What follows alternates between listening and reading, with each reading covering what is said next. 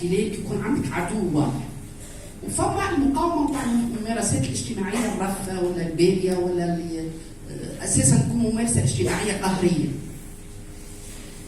والتخمامه الثالثه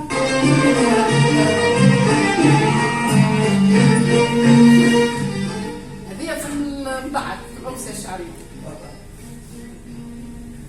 التخمامه الثالثه قلت لكم انه الفن الشعبي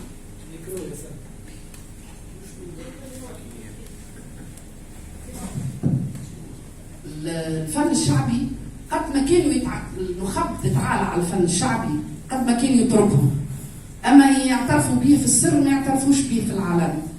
وصارت موجه في تونس كما قالت يسرى من التسعينات بتاع الاحياء للفن الشعبي. سميتها اني او باش ننظر لها من زاويه مخصوصه ديال التوظيف او الانزياح بالفن الشعبي الى التجاذب السياسي من خلال نموذجين هما اليسار والخوارجيه في تونس كيفاش وظفوا الفن الشعبي والاغنيه اساسا. به وقت باش نحكي على العنوان كما قلت لكم من خلال تفكيك مفهومي، نحب نقول شو معناها شو يتبادر الى ذهني وقت نقول المقاومه. المقاومه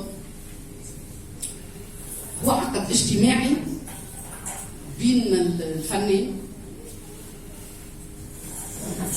والفكره، بين الفنان والمجتمع، وبينه وبين نفسه ايضا، انه هو باش يتعاقد مع قضيه يتبناها ذهنيا ويعيشها كحاله ويقيم بها في العالم. ايش معناه؟ ما نتصورش ان اليوم المقاوم الفلسطيني مش عايش حاله المقاومه متبناها باستمرار.